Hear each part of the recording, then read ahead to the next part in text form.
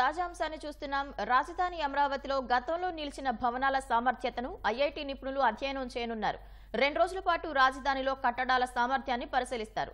దీనిపై మరింత సమాచారం మా ప్రతినిధి ధనుంజయ్ అడిగి తెలుసుకుందాం. ధనుంజయ్, ఐఐటి నిపుణుల పర్యటన ఏ సమయానికి ప్రారంభమవుతుంది? ఏ కట్టడాలను పరిశీలించనున్నారు?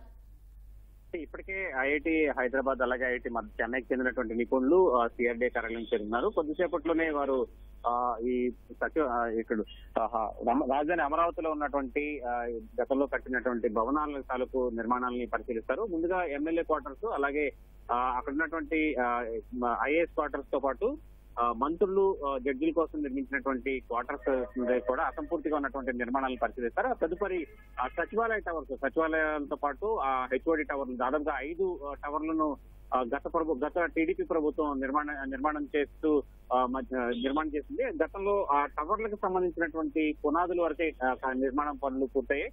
అయితే అప్పటి నుంచి గత ప్రభుత్వ హయాంలో ఈ పనులన్నీ నిలిచిపోవడంతో అక్కడ పెద్ద ఎత్తున నీరు కూడా స్టాగ్నెంట్ అయిపోయింది.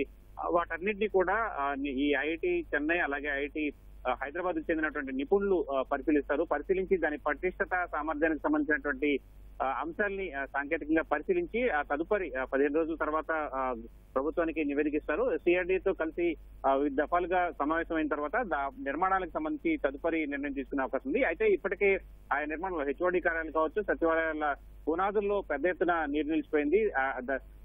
పెద్ద ఎత్తున కాంక్రీటు నిర్మాణం గత టీడీపీ హయాంలో నిర్మాణం చేపట్టారు.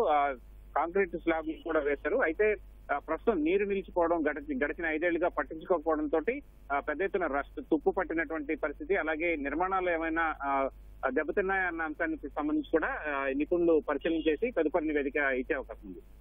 ధన్యవాదాలు ధనుంజయ్.